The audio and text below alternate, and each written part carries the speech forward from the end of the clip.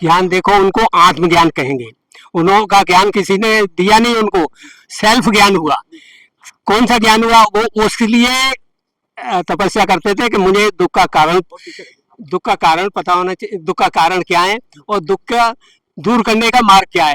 वो उनको ज्ञान मिल गया तो उन्होंने वही बात बताई कि संसार में दुख है और दुख के कारण है, निवारण है और उसका रास्ता भी है। चार चीजें उन्होंने बताई और वो मार्ग क्या है? वो अष्टांगिक मार्ग है, पंचशील है।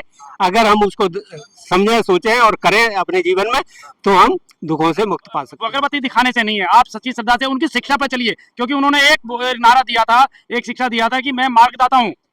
ठीक है, तो मार्गदाता है तो उनकी शिक्षाओं पे चलने का प्रयास आप सबको करना चाहिए। जरूरी नहीं है कि भाई उन्होंने खुद भी कहा था कि मैं भगवान नहीं हूँ। तो इस तरह से मैं ये कहना चाहूंगा कि अगर कहते हैं ना अगरबत्ती ठीक है, कोई कुछ लोग अपना कर रहे हैं, और उन्होंने ये भी नहीं कहा किसी को जबरदस्ती मिलाओ।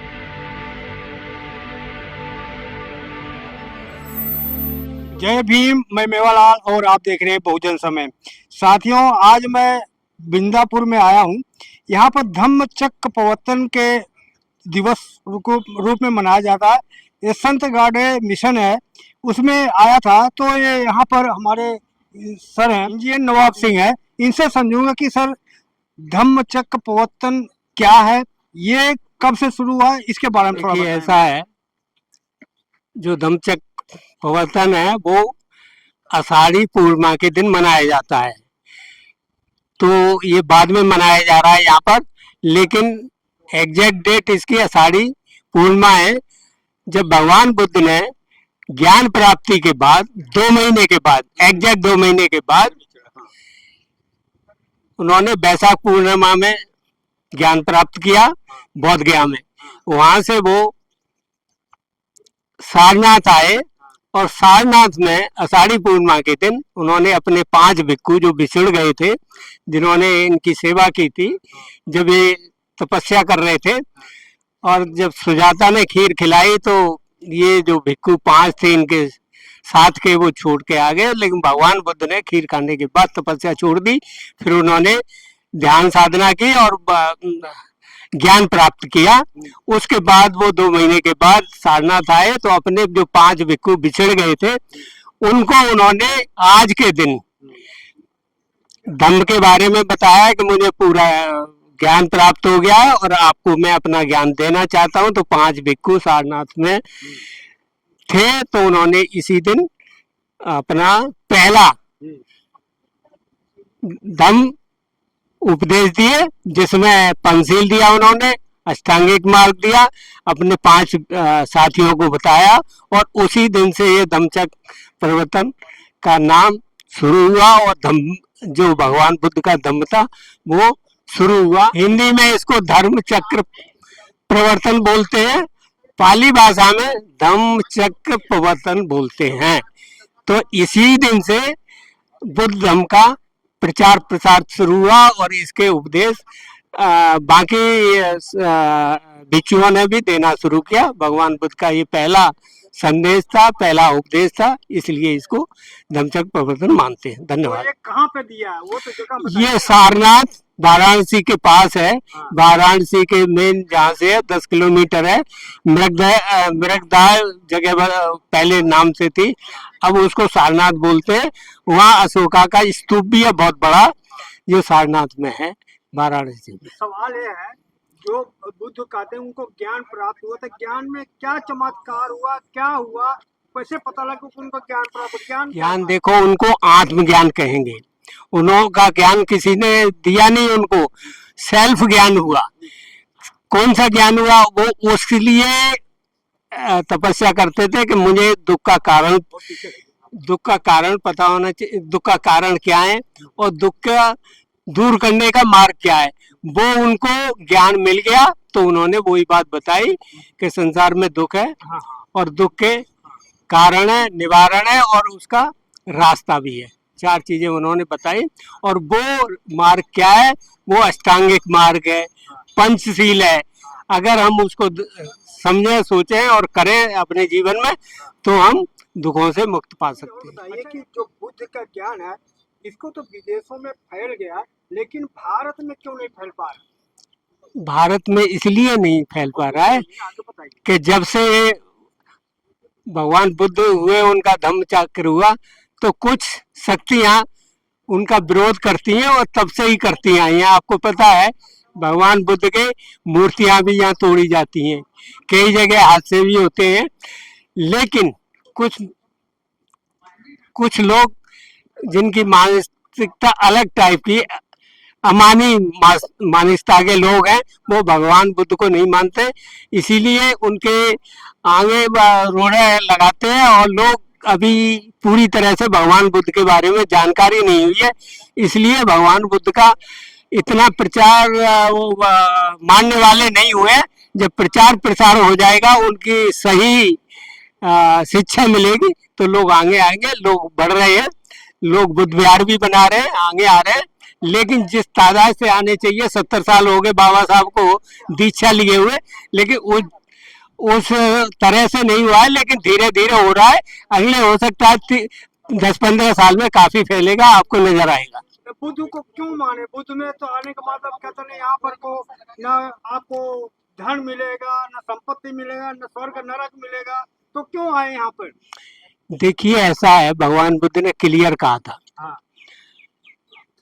कि मैं मुक्तिदाता नहीं हूँ, मार्गदाता हूँ।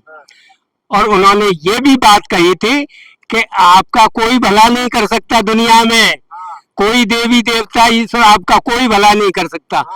आप अपना भला स्वयं ही कर सकते हैं, अपने कर्मों से, अपने आचरणों से। तो ये लोगों में भ्रम है कि वो भगवान बुद्ध के पास जाते हैं कि ये नहीं देते, वो नहीं देते। ये लोगों में भ्रम है, ये अज्ञानता है। रोक लो, जब कोई मंदिर में जाता है तो उसको ज्ञान मिल, उसको अपने बच्चों को नौकरी मिलता है, उनके जो इलाज होता है, उनको बीमारी ठीक होता है। यहाँ पे आने से क्या मिलेगा? कुछ नहीं होता वहाँ, ये दिमाग का फितूल है। ये आदमी की मानसिकता है, उसमें अज्ञानता है कि वो भगवान कुछ दे देंगे। आज तक भगवान को किसी ने देखा नहीं, किसी को बताया नहीं, किसी ने देखा नहीं, बताया नहीं। तो इसलिए नहीं आते, नहीं आप कुछ मिलेगा नहीं। अरे मिलना तो अपने कर्मों से है, अपना आप करोगे कर्म तब मिलेगा, किसी को देने से कुछ नहीं मिलना। कोई परेशान है तो कोई इसका इलाज तो होना चाहिए। कोई नहीं, तांत्रिक वांत्रिक भी भगवान बुद्ध ने नहीं माने, वो भी ढोंगी है सब। नहीं, यहाँ पे स्वर्ग मिलेगा, न पैसा धन दौलत मिलेगा, क्यों आएगा इसमें? क्यों नहीं आएगा? जो समझदार होगा वो आएगा, जो अंधविश्वासी होगा और जो मिन्नतें करता होगा, या इसकी इच्छा है कि ये मिल जाए, वो मिल जाए, बेईमानी नहीं, संख्या बढ़ेगी। लोग जैसे समझदार होते जाएंगे वैसे संख्या बढ़ती जाएगी, निश्चित रहो। धन्यवाद। मेरा नाम डॉक्टर HL निम्बा है, मैं एडवोकेट हूँ पेशे से। और बाकी ये है बहुजन कल्याण के लिए हम लोग जो है सभी के कल्याण के लिए जो है कार्यरत है, प्रयास करते रहे हैं। आज हम यहाँ आए हैं धम्म चक्र प्रवर्तन दिवस पर।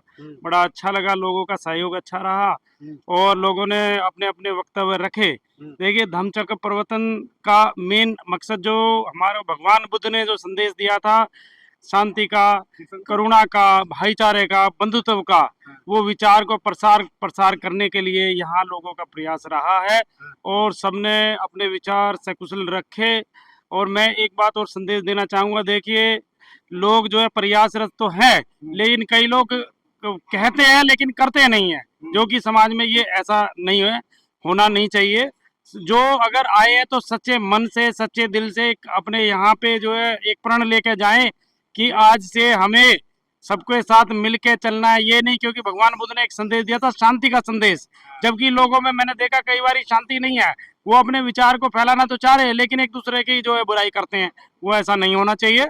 और बस इसी के साथ मैं ये कहूँगा। सवाल तो ले लीजिए। हाँ जी बोलिए। मैं कह रहा हूँ कि क्या बुद्ध में जातिवाद है, एक बिरादरीवाद है, इसमें भी एक दूसरे से है कि अब बुद्ध में सब एक मानव एक समान है? नहीं, बुद्ध में बिल्कुल मानव एक समान है। और मैं समझता हूँ कि दुनिया का सबसे अच्छा धर्म, धम्म कहेंगे, धर्म में इसलिए नहीं कह रहा कि धर्म और धम्म में भी अंतर है, तो हम कहेंगे बुद्ध का जो धम्म है सर्वश्रेष्ठ धर्म है, जिसमें कि समानता, भाईचारा और मानव एक समान का संदेश पूरी तरह से निहित है। तो बुद्ध में क्या सिखाता है? बुद्ध में अगर हम बुद्ध में बन जाता हूँ तो मुझे क्या करना पड़ेगा? देखिए, बुद्ध में बनने के लिए मुझे ये करना पड़ेगा, मुझे लोगों को साथ लेके चलना है और शांति का संदेश देना है। और ये नहीं कि कोई जाति पाति, ये भेदभाव लिंग के भेद पे, जाति के भेद पे और इस तरह से जो भेदभाव नहीं होना चाहिए किसी तरह का, ये संदेश हमें फैलाना होगा। एक चीज बताइए, अब हनुमान जी को मैं अगरबत्ती दिखाता हूँ तो अगर बुद्ध को अगरबत्ती दिखाऊंगा बराबर है कि अलग अलग? देखिए, बात अगरबत्ती दिखाने की नहीं है, किसी की श्रद्धा किसमें है ये उसके ऊपर निर्भर करता है। संदेश है वो बताइए ना। हाँ, बुद्ध का संदेश ये है कि भाई मेरी मेरी जो है, आप, मैं भगवान नहीं हूँ, मेरी पूजा मत करो, लेकिन बस मेरे अपने मार्ग पे चलो, मेरे मार्ग पे। मैं अगरबत्ती दिखाता हूँ तो मैं गलत करता हूँ? गलत है। मैं इसलिए कहूंगा कि अगरबत्ती दिखाने से नहीं है, आप सच्ची श्रद्धा से उनकी शिक्षा पे चलिए, क्योंकि उन्होंने एक नारा दिया था, एक शिक्षा दिया था कि मैं मार्गदाता हूँ। ठीक है, तो मार्गदाता है तो उनकी शिक्षाओं पे चलने का प्रयास आप सबको करना चाहिए। जरूरी नहीं है कि भाई उन्होंने खुद भी कहा था कि मैं भगवान नहीं हूँ। तो इस तरह से मैं ये कहना चाहूंगा कि अगर कहते हैं ना अगरबत्ती ठीक है, कोई कुछ लोग अपना कर रहे हैं, और उन्होंने ये भी नहीं कहा किसी को जबरदस्ती मिलाओ। अगर आपको ये लगेगा, आप अपने पहले परखिए, जांचिए, और जब आपको ये लगे ना कि हाँ ये पूरी तरह से कसौटी पे खरा उतर रहा है, जो भी विचार है, तो आप स्वयं ही जो है उसमें आ जाएंगे। उसमें ये जरूरी नहीं है। मानने के लिए क्या जरूरी है? देखिए, बुद्ध को मानने के लिए जरूरी तो यही है, वही मैं बताना चाह रहा हूँ कि भाई हमें बुद्ध को मानने के लिए सिर्फ ये है, पहले तो सबको साथ, पहले ये विज्ञान जरूरी नहीं है? हाँ, विज्ञान जरूरी नहीं, बिल्कुल उनका जो धम्म है वो विज्ञान आधारित है। बुद्ध कोई व्यक्ति का नाम है या विज्ञान? बुद्ध, मैं कहूंगा कि बुद्ध एक सबसे बड़े वैज्ञानिक रहे हैं, जो कि जिन्होंने बहुत पहले ये जान लिया था। सवाल है, बुद्ध कोई किसी व्यक्ति का नाम है? नहीं, बुद्ध ये व्यक्ति का नाम नहीं है, बुद्ध एक विचार है। हाँ, बुद्ध एक विचार है। मैं तो ये कहना चाहूंगा, क्योंकि जो उनकी जो शिक्षा है वो समानता पर आधारित है और सब लोग जो है मिलके चलने का है, और इसलिए मैं इसी के साथ अपना वक्त खत्म करता हूँ। धन्यवाद।